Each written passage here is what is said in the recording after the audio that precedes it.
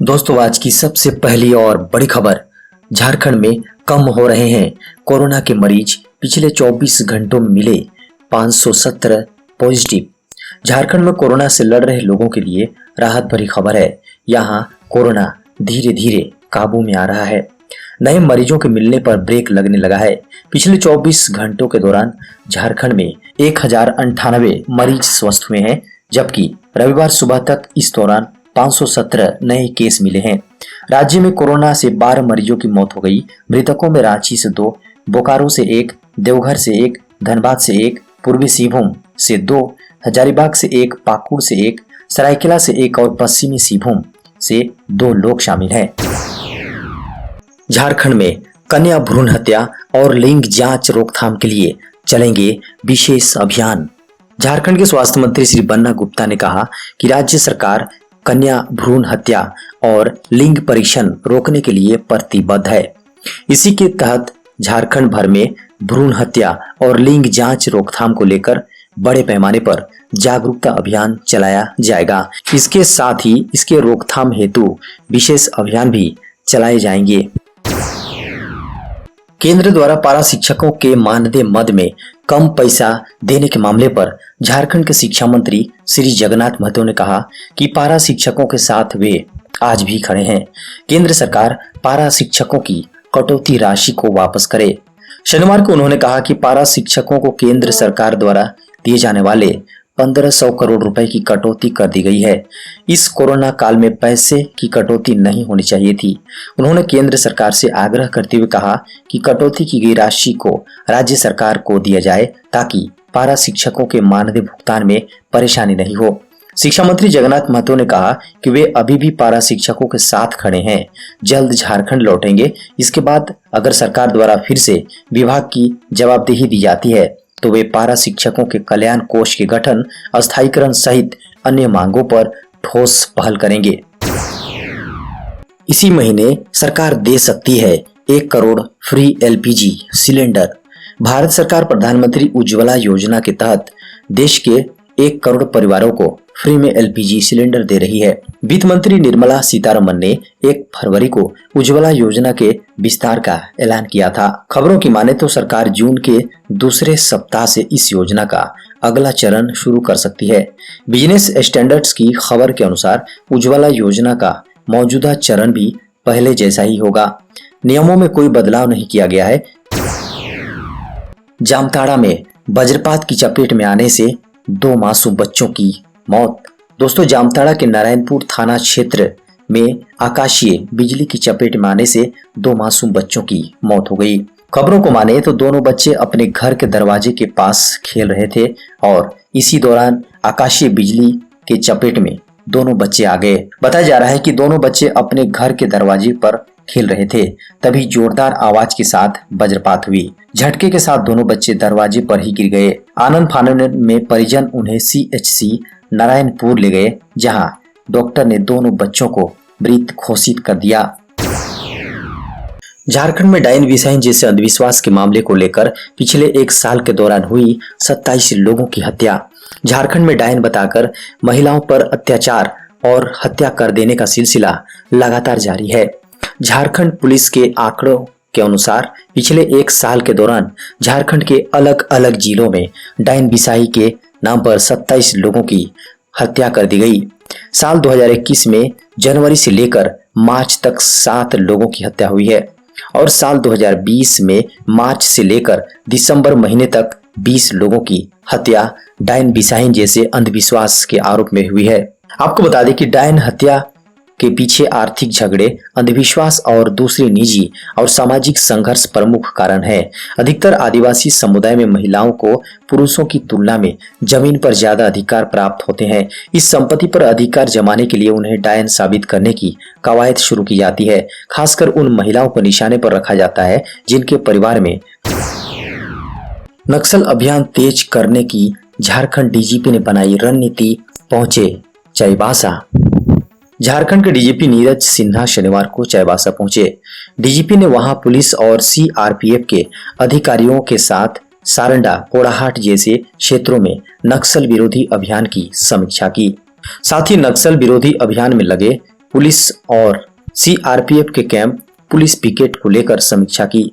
इस दौरान उन्होंने यह बताया कि सिर्फ यह एक औपचारिक दौरा था और कोल्हान क्षेत्र में आने का मकसद सारंडा, पोड़हाट जैसे क्षेत्रों में नक्सलियों की गतिविधि और पुलिस द्वारा चलाए जा रहे नक्सल विरोधी अभियान का रिव्यू करना था। झारखंड में लॉकडाउन उल्लंघन के मामले को लेकर 3,57,000 का वसूला गया जुर्माना, 296 लोगों ने किया उल्लंघन। झारखंड पुलिस स्वास्थ्य सुरक्षा सप्ताह को लेकर लगातार विशेष अभियान चला रही है। अभियान के क्रम में राज्य में शनिवार को स्वास्थ्य सुरक्षा सप्ताह का उल्लंघन करने और बिना मास्क के लोगों से 3,57,060 रुपए जुर्माना वसूला गया। राज्य भर से 296 लोगों ने स्वास्थ्य सुरक्षा सप्ताह का उल्लंघन किया। राज्य के 795 स्थानों पर पुलिस की ओर से जांच अभियान चलाया गया। स्वास्थ्य सुरक्षा सप्ताह का उल्लंघन मामले में 1,11,660 रुपए जुर्माना वसूला गया। साथ ही सार्वजनिक स्थान पर बिना मास्क पहने वाले 2,648 लोगों को जांच की गई है। दोस्तों, खबर मानसून की, 15 जून तक झारखंड पहुंच सकता है मानसून। दोस्तों, भारतीय मौसम विभाग मौसम विभाग ने बताया कि दक्षिण पश्चिम मानसून के अगले 10 दिनों यानी 15 जून तक ओडिशा, झारखंड और बंगाल व बिहार के कुछ हिस्सों तक पहुंचने की संभावना है। विभाग के अनुसार मानसून मध्य अरब सागर, पूरे तटीय कर्नाटक, गोवा, महाराष्ट्र के कुछ हिस्सों, उत्तरी अंदरूनी कर्नाटक के अधिकांश हिस्सों, तेलंगाना व आंध्र प्रदेश के कुछ हिस्सों, तमिलनाडु व मध्य बंगाल की खाड़ी के कई और इलाकों और पूर्वोत्तर बंगाल की खाड़ी के कुछ हिस्सों तक पहुंच गया है। हालांकि सोमवार और मंगलवार को बारिश होने की कोई संभावना नहीं है। कोरोना से मारे गए आश्रितों को 25,000 की मदद देगी हेमंत सोरेन सरकार। झारखंड में कोरोना संक्रमण से मारे गए सामान्य लोगों के आश्रितों को सरकार 25-25 हजार रुपए की सहायता देगी। सरकार की ओर से इसकी तैयारी पूरी कर ली गई है। स्वास्थ्य विभाग ने इसका प्रस्ताव तैयार कर वित्त विभाग को भेजा है। स्वास्थ्य विभाग के अपर मुख्य सचिव अरुण कुमार सिंह ने बताया कि कोरोना से मारे गए वैसे लोग जो सरकारी सेवक नहीं है और साथ ही जिन लोगों को बीमा का लाभ नहीं मिल रहा है, उन्हें ही यह लाभ मिलेगा। राज्य में कितने लोगों को इस योजना का लाभ मिल सकेगा और इस पर कितनी राशि खर्च होगी, इसके आकलन की जिम्मेवारी राष्ट्रीय स्वास्थ्य मिशन के अभियान NHM निदेशक रविशंकर शुक्ला को दी गई है। झारखंड में शिक्षकों के रिक्त है 39,408 पद। झारखंड में नई नियुक्ति नियमावली के अनुसार शिक्षकों की नियुक्ति होनी है। राज्य में फिलहाल 39,408 शिक्षकों के पद खाली हैं। पिछली सरकार में स्कूलों के विलय होने के बाद लगभग 4,500 शिक्षकों के पद समाप्त हो गए हैं। हेमंत सरकार ने 2021 को नियुक्ति का वर्ष घोषित किया है और शिक्षक नियुक्ति की तैयारी भी चल रही है। नई नियुक्ति नियमावली से होने वाली शिक्षक नियुक्ति प्रक्रिया में प्राइमरी स्कूल में 17,835, मिडिल स्कूल में 4,893, हाई स्कूल में 13,616 और प्लस 2 स्कूल में 3,064 शिक्षकों की नियुक्ति हो सकेगी। झारखंड में पिछले 2 महीने में लगभग 25,000 ग्रामीणों की मौत। कोरोना संक्रमण के दौरान पिछले 2 महीने में झारखंड में लगभग 25,000 ग्रामीणों की मौत हो गई। 10 दिनों तक चले सघन स्वास्थ्य जांच सर्वे में यह बात सामने आई। इस आधार पर सरकार ने यह भी दावा किया है कि 80 से 85% गांवों तक कोरोना का प्रसार नहीं हुआ है, यानी गांवों में लहर की आशंका बेबुनियाद है। 25,000 लोगों की मौत को सरकार कोरोना और सामान्य मौत के रूप में देखती है। अखबारों, सोशल मीडिया में आए दिन ग्रामीण इलाकों से एक माह और एक पखवाड़े में अनेक लोगों की मौत की सूचनाएं आ रही थी। जब मीडिया हाउसों ने ग्रामीण इलाकों पर थोड़ा फोकस किया, तब इस तरह की खबरें आने लगी। मौत की वजह से लक्षण के रूप में सर्दी, खांसी, बुखार, हार्ट अटैक के रूप में सामने आ रहे थे।